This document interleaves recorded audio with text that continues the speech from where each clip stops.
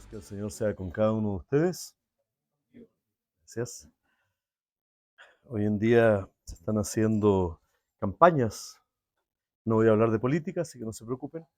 Pero sí hay algo que cada una de esas campañas, tanto los candidatos como quienes apoyan, están repitiendo una y otra vez, ¿no? Que vamos a ganar, vamos a ganar, vamos a tener la victoria. ¿Qué es la victoria? Para, para nosotros los hijos de Dios, parece que los códigos o los parámetros de victoria son muy distintos a los que el mundo está acostumbrado, ¿no? En general, la victoria para el mundo es aplastar al otro. De hecho, en eso se basa la política. La política no solamente se basa en acuerdos, sino sobre todo en que el contendor es aplastado y que mi posición es la que gana, ¿ya? Eh, Lamentablemente también se basa en aplastar al contendor y no solamente las ideas del contendor. Los temas que Juan se ha enfocado hasta el momento en los primeros 4 capítulos de esta primera carta son el amor y la obediencia. Nada que ver con toda la vorágine política que estamos viviendo, ¿no? Es como un camino que va en dirección absolutamente contraria a lo que nosotros estamos viendo en el mundo.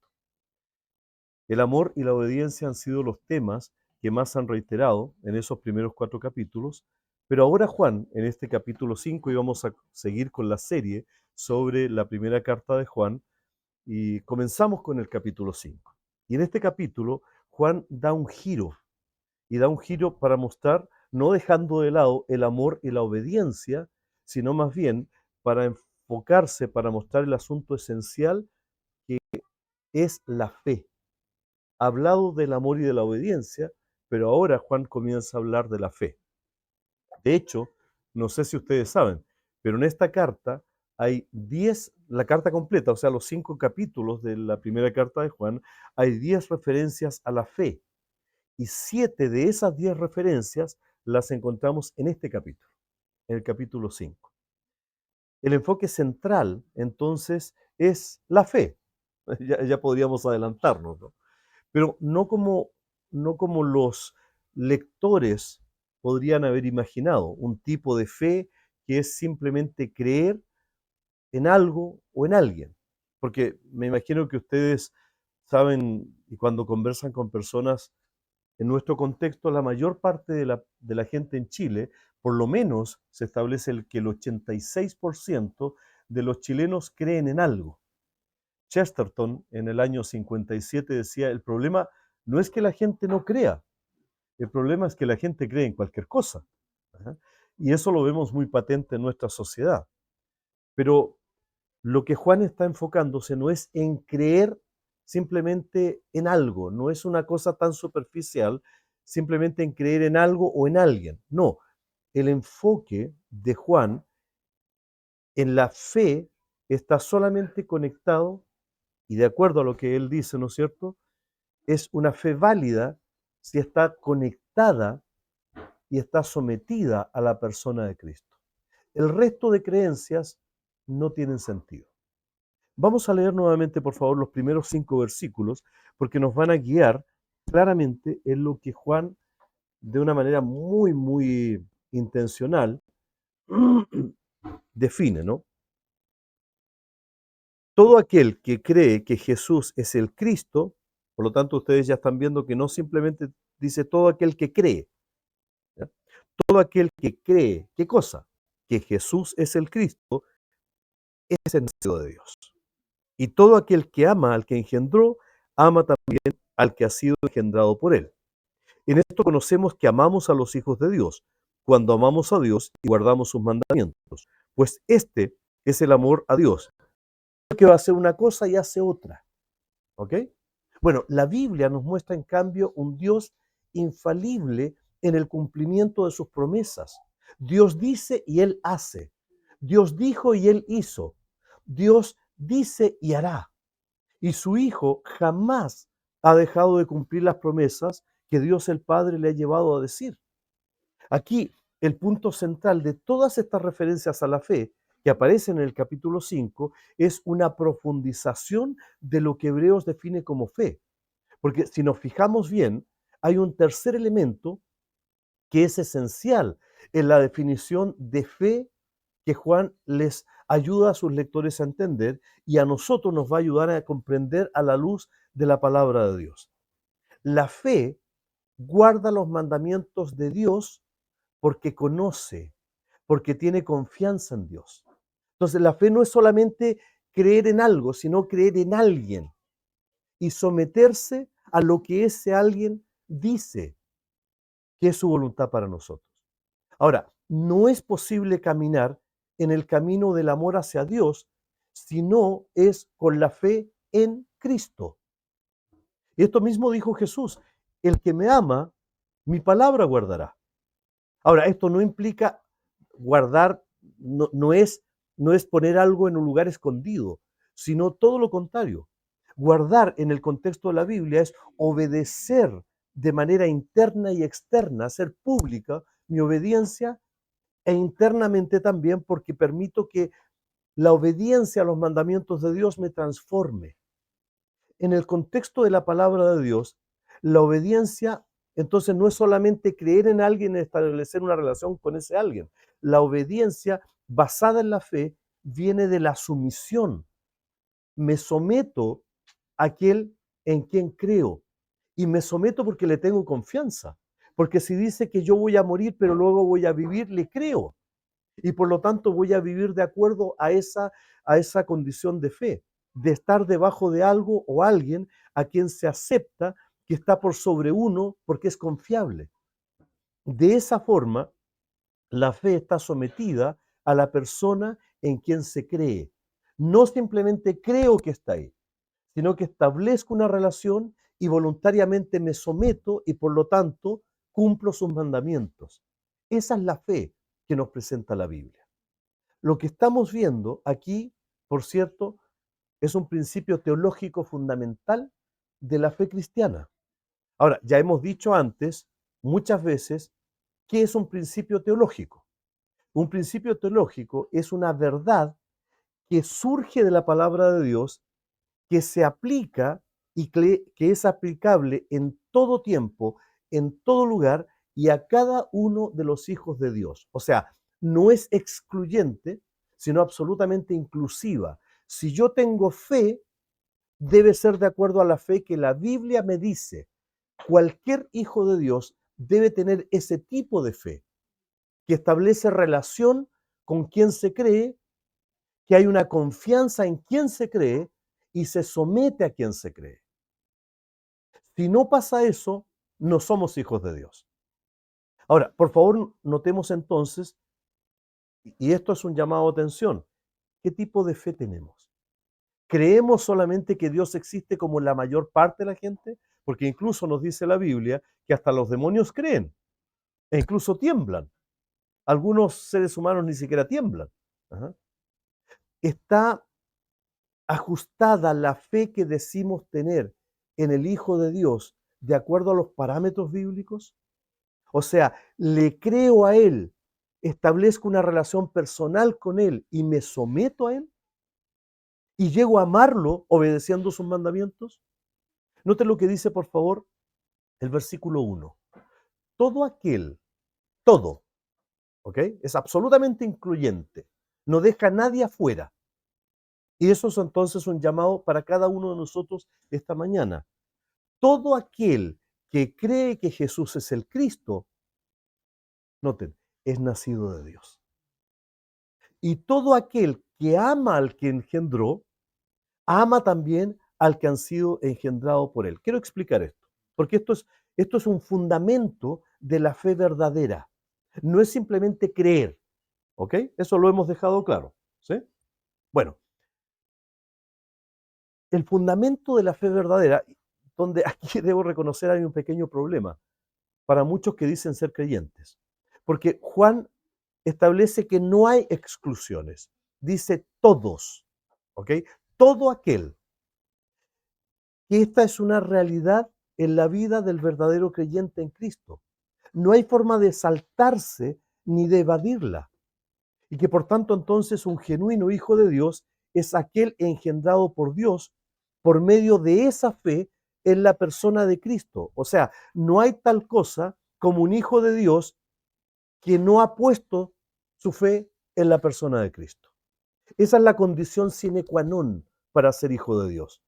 De esto se deduce algo esencial, que la fe del ser humano puesta en una idea genérica acerca de Dios, como una idea, una figura etérea, el típico, pero yo creo en Dios, pero sin conexión con Él, con la persona de Cristo, porque no se basa su fe en la persona de Cristo, sino en la aceptación de algo superior nada más, entonces esa no es una fe aceptada por Dios. Aquí Juan es tajante, no deja ambigüedades. No existe en la Biblia ni remotamente la idea de que así como todos los caminos llevan a Roma, entonces todas las religiones llevan a Dios o a un tipo de creencia o fe, va al final a ser aceptada por Dios porque fueron las personas sinceras. No, se descarta completamente. Toda fe en cualquier deidad, ya sea Mahoma, ya sea Buda, ya sea María, ya sea los santos o cualquier figura, por muy piadosa que sea, no lleva a Dios, no logra reconciliar al ser humano con Dios porque no está basada en la persona de Cristo. ¿Por qué creen ustedes que murieron los primeros mártires? Porque dijeron que su fe era exclusiva en Cristo. Porque el Imperio Romano aceptaba que tú creyeras en cualquier cosa más en el emperador. Pero los cristianos dijeron no, es solo Cristo y nada más que Cristo. Y estuvieron dispuestos a morir por su fe. A esos discípulos, la palabra que los definía era marturion. ¿Sabe lo que significa marturion? Mártires, que por levantar esa verdad en convicción estaban dispuestos a morir. Creo yo, revisando lo que he estado revisando las últimas semanas en Estados Unidos, que este muchacho, este hermano Kirk, murió por su fe. Porque lo que más levantó permanentemente no fue tanto la polémica, sino la centralidad de Cristo. Y eso molestó más que nada. Una segunda implicancia, y esta es una implicancia misionológica. Entonces, ¿qué va a hacer de los que nunca han oído? Y aquí es donde debemos releer la demanda y el empuje que Pablo, quien entendía muy bien esto, al hablar de la fe, lo expresa en Romanos 10. Desde el versículo, voy a leer desde el versículo 8 en adelante, aunque ya leímos desde el versículo 1. Esta es la palabra de fe que predicamos, dice Pablo en Romanos 10:8 en la segunda parte. ¿Qué es? Si confiesas con tu boca que Jesús es el Señor y crees en tu corazón que Dios lo levantó de los muertos, serás salvo, dice Pablo. Porque con el corazón se cree para alcanzar la justicia, pero con la boca se confiesa para alcanzar la salvación. Esto es dar testimonio. Pues la Escritura dice, todo aquel que cree en Él no va a ser defraudado, porque no hay diferencia entre el judío y el que no lo es. O sea, no es que a uno se le va a pedir una cosa y al otro otra cosa. Porque Él mismo es el Señor de todos. Es rico para todos los que lo invocan. Porque todo aquel que invoque el nombre del Señor será salvo. Aquí no hay un pacto diferente a otro. Ahora bien, ¿cómo invocarán, dice Pablo, aquel en el cual no han creído? ¿Y cómo creerán, en el sentido bíblico de creer, de la fe, ¿no es cierto? ¿Cómo creerán en aquel de quien no han oído? ¿Y cómo oirán si no hay quien les predique? ¿Y cómo predicarán si no son enviados? Como está escrito, dice Pablo, cuán hermosos son los pies de los que anuncian la paz, de los que anuncian buenas nuevas. Estábamos orando por la cantidad enorme, miles de misioneros anónimos, que no los conocemos, que en la tierra no los vamos a conocer nunca, que están caminando a 6.000 metros de altura, aislados en las zonas del Amazonas, en Afganistán, en las montañas, anónimos, cuyos pies son hermosos para Dios. Ellos son los que están anunciando la paz. anuncian las buenas nuevas. Pero dice Pablo, pero no todos obedecieron al Evangelio. Pues Isaías dice, Señor, ¿quién ha creído a este anuncio? Y allí concluye, así que la fe proviene del oír, y el oír proviene de la palabra de Dios. Otra versión dice, la fe viene por el oír la palabra que es Cristo mismo. Lo que predicamos no es un mensaje, es una persona. De quien damos testimonio no es un sermón o una iglesia. Damos testimonio de Cristo vivo. La fe salvadora no es un acercamiento o un compromiso religioso basado en hacer cosas, como rituales o buenas obras, o evitar hacer malas cosas y solo pensar en nuestra mente en hacer buenas cosas. La fe salvadora es una confianza real y genuina en la persona de Cristo. Es un anhelo personal y profundo de creer y de querer creer que la obra de Cristo en la cruz es suficiente, que es lo único que puede reconciliarnos con Dios cuando reconocemos que Él nos escogió para que creamos en Él y por tanto que su obra en la cruz es lo único de valor a lo que podríamos aferrarnos para nuestro propio beneficio eterno. Por cierto, este creer no es solo aceptar un hecho histórico. Creer es confiar en Cristo como Salvador y como Señor. John Stott decía, la fe cristiana no es un salto ciego al vacío, sino que es una confianza razonable en la persona y obra de Jesucristo, porque Él es el fundamento de toda esperanza. Creer es también pensar, decía Stott. Creer que Jesús es el Cristo implica reconocerlo como el ungido de Dios, como el Mesías prometido, el único prometido por Dios que puede redimir a los seres humanos para que lleguemos a ser hijos de Dios. El Antiguo Testamento ya anticipaba esta promesa. En Isaías 53:5 leemos, mas Él, y se refiere a Cristo, en el Antiguo Testamento, no es otro pacto, mas Él herido fue por nuestras rebeliones, molido fue por nuestros pecados, el castigo de nuestra paz fue sobre Él, y por su llaga fuimos nosotros sanados. Toda persona que pone su fe en Jesús, que cree de verdad que puede ser nacido de Dios, porque eso es lo que significa engendrado, quien se rinde a creer que es Él el Cristo, el ungido de Dios, y pasar a ser reconocidos nosotros como si fuéramos hijos que hubiesen sido engendrados por Dios mismo, son los que han nacido de Dios. Ese cambio de una naturaleza muerta a una naturaleza viva no tiene nada que ver con las obras, sino con la fe, con haberle recibido por fe, que es lo que Pablo dice en Efesios 2:5. Nos dio vida junto con Cristo, aun cuando estábamos nosotros muertos en nuestros pecados. La gracia nos ha salvado, dice. La fe que salva es una fe centrada en el Cristo que sufrió y en el Cristo que murió por ti y por mí. Esta fe nos hace nacidos de Dios, nos transforma en nuestra propia identidad, nos va transformando desde adentro hacia afuera y finalmente marca nuestros destinos, porque ya no vamos a la perdición, sino que vamos a la vida eterna.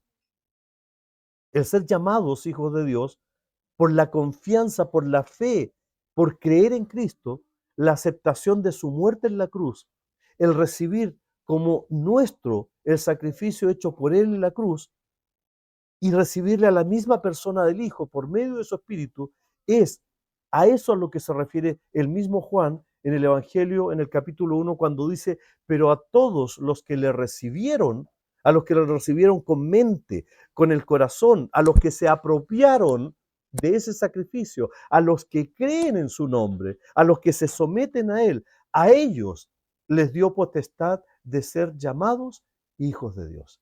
A nadie más.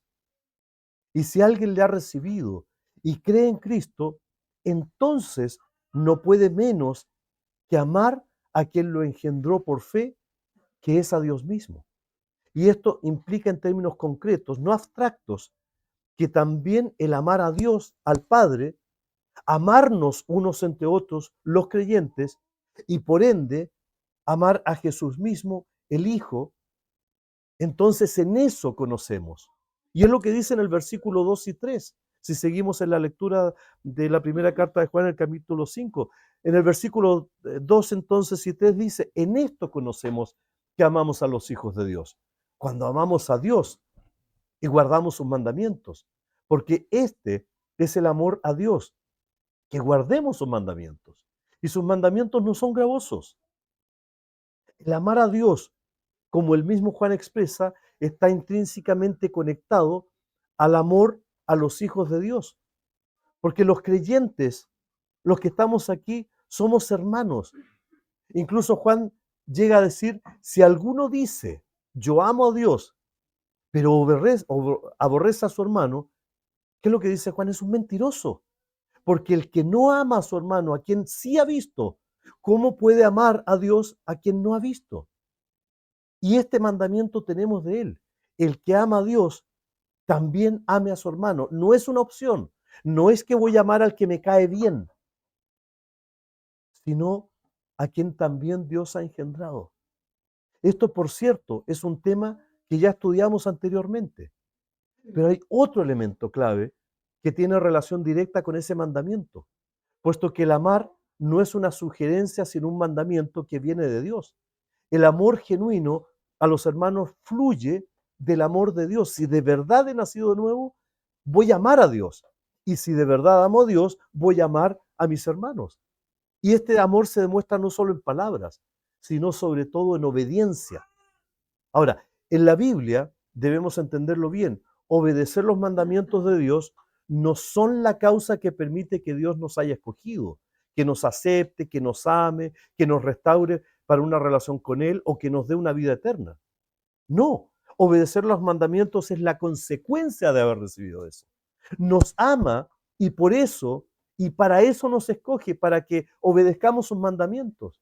Nos ama y nos acepta para que estemos en condiciones de cumplir sus mandamientos. Nos restaura, nos regala una vida eterna y como consecuencia, como respuesta a la vida eterna que ya tenemos, entonces queremos cumplir sus mandamientos.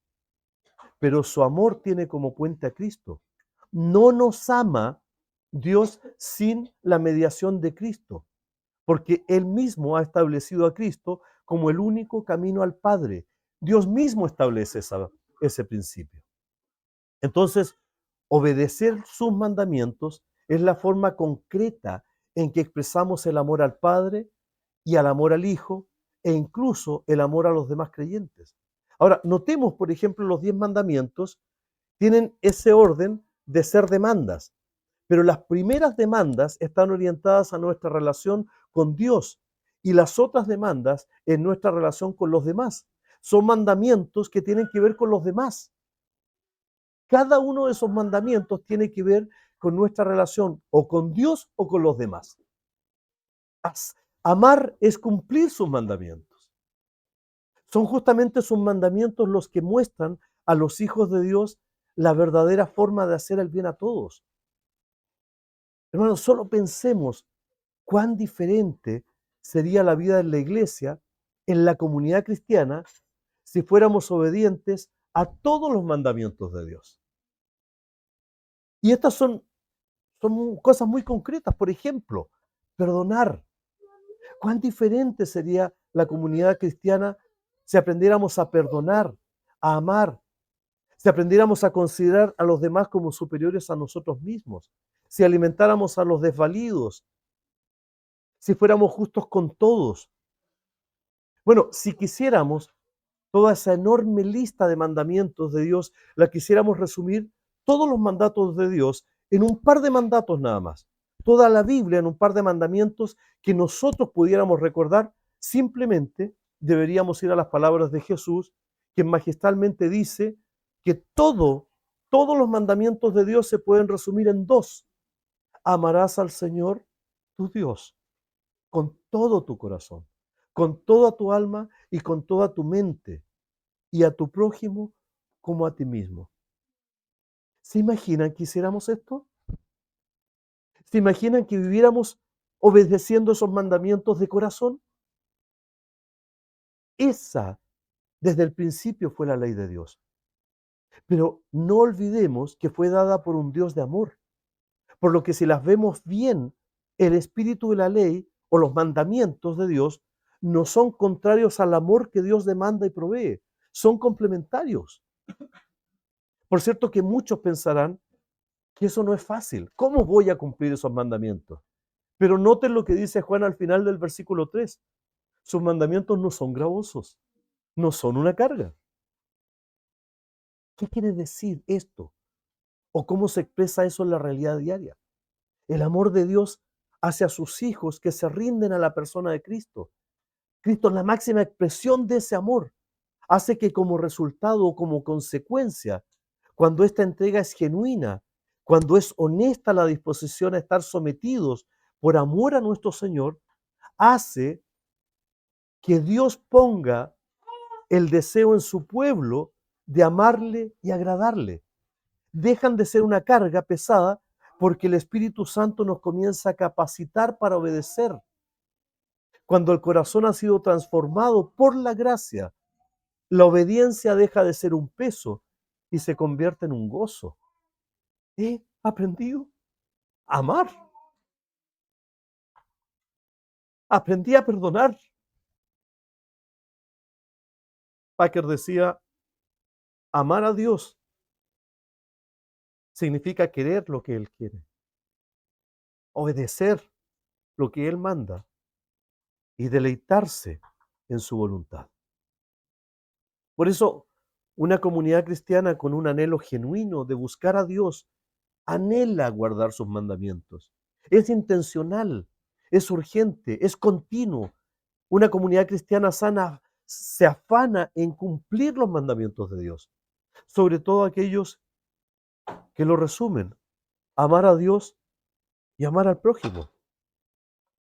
Si entendemos correctamente los mandamientos de Dios, cada uno de ellos lleva a los creyentes, cuando estamos juntos, a experimentar el gozo por tener la oportunidad de aprendernos a amar o incluso soportarnos en amor mutuamente.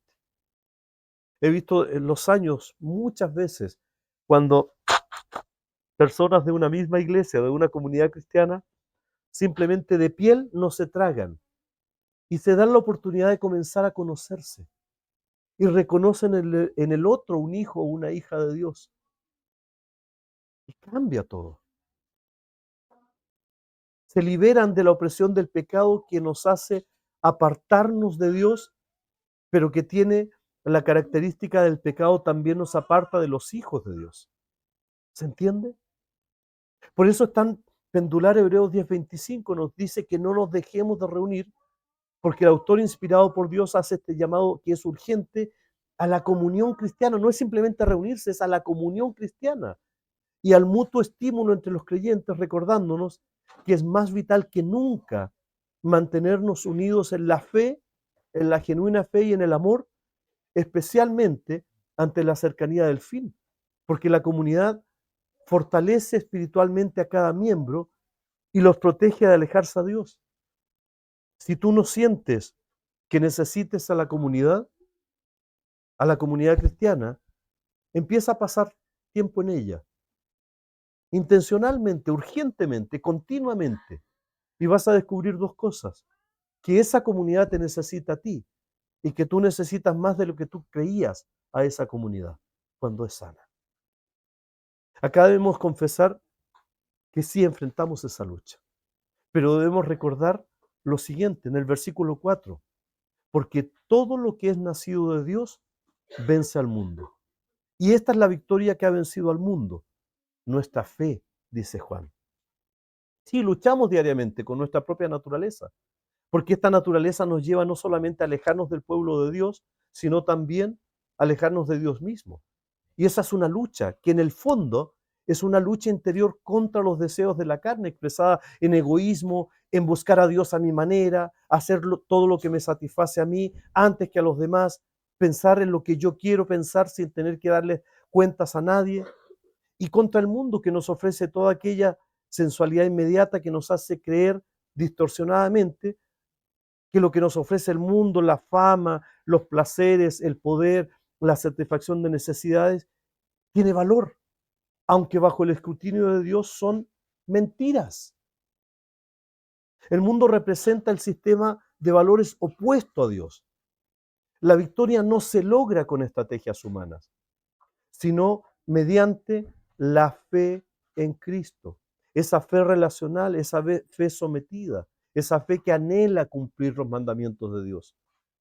Martin Lloyd Jones comentaba, la fe es el ojo del alma que ve la gloria de Cristo y encuentra en él la fuerza para rechazar las mentiras del mundo. En un mundo dominado por el pecado, por las tentaciones, por la hostilidad, nuestra fe no solo resiste, sino que incluso puede conquistar, porque esta fe está anclada en la victoria ya lograda por Cristo en la cruz y su resurrección. Esa lucha, esa pelea, ese antagonismo con el mundo, si de verdad hemos nacido de nuevo, nos hace vencedores, porque el mundo no tiene la capacidad de derrotar a los verdaderos cristianos. Como alguien decía ayer por Kirk, pueden haber matado a Kirk, pero no mataron su mensaje. Los hijos de Dios son los únicos que vencen al mundo porque no tienen puestos sus ojos en el mundo. Pero pese a ello, podemos influir en el mundo. Luis decía, Dios nos invita no a escapar del mundo, sino a redimirlo, viviendo como ciudadanos de un reino diferente mientras caminamos en medio de él. Sí, es cierto, caminamos en medio del mundo, pero con nuestra mirada puesta en la eternidad, porque no pertenecemos a este mundo, no somos ciudadanos del mundo, ni tampoco del tiempo presente. Por eso Pablo en Colosenses dice, puesto que ustedes ya han resucitado con Cristo, busquen las cosas de arriba, donde está Cristo sentado a la derecha de Dios. Pongan su mirada en las cosas del cielo, no en las de la tierra, porque ustedes ya han muerto y su vida está escondida con Cristo en Dios. Cuando Cristo, que es la vida de ustedes, se manifieste, vuelva, entonces también ustedes serán manifestados con Él en gloria. La lucha diaria del Hijo de Dios, hermanos, no es contra el mundo, contra las personas, porque nuestra mirada y nuestro afán no están ni deberían estar puestas en lo que el mundo nos ofrece o nos demanda.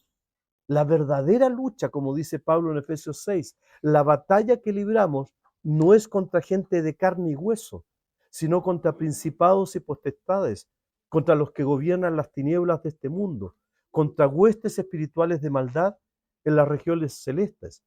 Y esa lucha ya fue ganada por Cristo.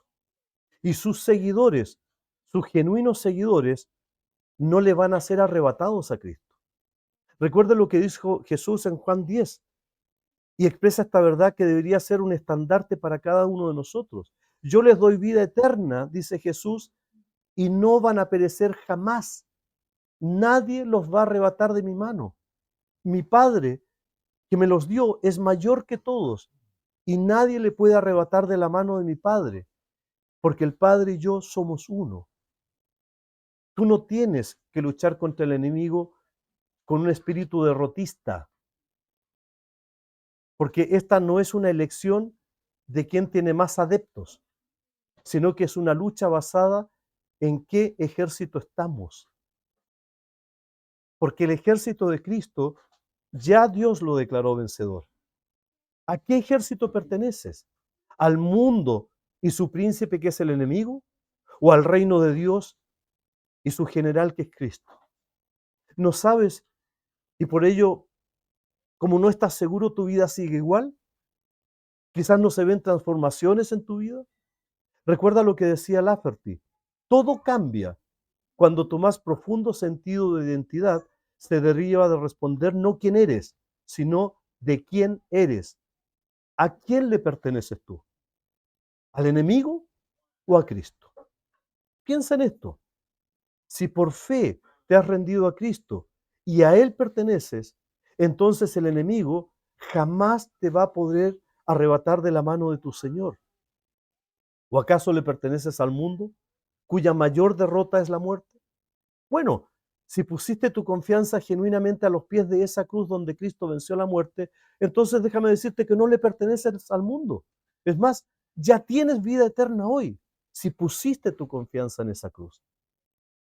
¿Quién venció? Dice la canción. Cristo ya venció. ¿Crees de verdad que Cristo ya venció? Porque si crees eso, tú mismo ya has vencido al mundo. Esta, esta es la victoria que ha vencido al mundo. Nuestra fe, dice Juan. ¿Quién vence al mundo? Todos quienes han puesto su confianza en Él. Tú y yo somos el ejército que solo vamos a morir una vez, pero que al levantarnos de la tumba como Cristo lo hizo, viviremos eternamente. ¿Creemos en eso? Porque si creemos en eso, es por eso que viviremos eternamente. Es en este contexto que Juan concluye este tópico preguntando de manera retórica, ¿no? Que tiene una respuesta en sí misma. ¿Quién es el que vence al mundo, sino el que cree que Jesús es el Hijo de Dios? El centro de esta victoria, de esta fe victoriosa, es la cruz. En la cruz, Cristo desarmó al enemigo y canceló nuestra deuda del pecado. Colosenses 2 dice Pablo, anulando el acta de los decretos que había contra nosotros, que nos era contraria, quitándola de en medio y clavándola en la cruz, despojando a los principados y a las potestades, los exhibió públicamente, triunfando sobre ellos en ella. Pink decía, el Calvario no fue una derrota, sino la más grande victoria de Dios, donde el pecado fue juzgado, Satanás fue derrotado y la justicia de Dios fue satisfecha en Cristo. Cristo es el vencedor. Y nosotros participamos de su victoria por la fe. Por eso podemos proclamar como Juan, ¿quién es el que vence al mundo, sino el que cree que Jesús es el Hijo de Dios? No olvidemos que el Cristo crucificado es la fuente de esa victoria. Juan nos confronta con esa verdad esencial. Creer en Cristo no es solamente una declaración intelectual, sino que es una evidencia de haber nacido de Dios. Esta fe se traduce en amor por Dios y por los hermanos, obediencia a los mandamientos de Dios y una vida que vence al mundo. Esa victoria se basa en la obra de Cristo en la cruz y refleja el carácter santo y amoroso de Dios con su pueblo. Pregunta para nosotros, ¿crees que Jesús de verdad es el Hijo de Dios? ¿Pusiste tu confianza en Él? ¿Has entregado tu vida completa a Él? ¿Anhelas vivir con Él, por Él y para Él? Porque si es así, sí, eres un hijo de Dios. Y te tengo una noticia que debería hacer que tu vida se vea afectada durante todo tu peregrinaje en la tierra. Tú, en Cristo, por tu fe puesta en Él, tú, aunque no lo creas, ya has vencido al mundo. Pero a la vez es una advertencia. No basta con un cristianismo cultural. La pregunta nuevamente es, ¿has creído en Jesús como el Cristo, el único Salvador? ¿Le entregaste tu vida y tienes solamente confianza en lo que Él ha hecho? Porque si no, debo hacerte otras preguntas. ¿Quieres tener una fe activa que de verdad cree en Cristo como el Salvador prometido? ¿Quieres ser una persona que ama a Dios y a los hermanos genuinamente, mostrando ese amor con obediencia? ¿Quieres ser uno de aquellos que vence al mundo porque descansa en la victoria de Cristo? El que ya venció al peor enemigo del mundo, que es la muerte. Si estas son preguntas que te estás haciendo, recordando que solo en Cristo somos más que vencedores, te invito a orar un momento. Padre Celestial, gracias por tu palabra. Gracias, Señor, porque nos asegura la victoria no en nosotros, sino en ti, Señor Jesús. Gracias porque los que hemos puesto nuestra confianza en ti, somos más que vencedores. No para andar declarando cosas, sino para vivir con la certeza de que vamos a vivir eternamente, a pesar de la muerte momentánea. Y en cuanto, Señor, a aquellos que tú conoces el corazón de cada uno de los que estamos acá, incluso los niños, hay preguntas todavía que estamos haciendo, que se están haciendo. Entonces, Señor, Entra a esos corazones y a esas mentes y haz que se respondan ante ti. Yo quisiera invitar, si de verdad representa esta pequeña oración que voy a hacer ahora, lo que pasa por tu mente y por tu corazón en estos momentos, entonces que la hagas como una oración tuya en silencio, pero no a mí, no a la comunidad, sino al Señor. Señor Jesús, creo en ti, pero no me he sometido a ti completamente. Quisiera cumplir tus mandamientos, pero no lo hago, Señor. Me excuso y por ello te pido perdón.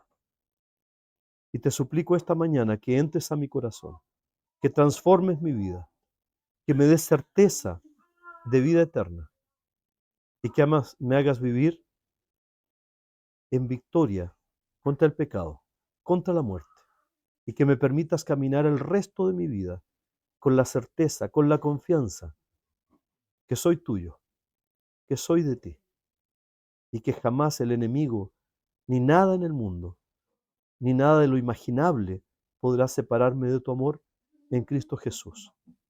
Amén.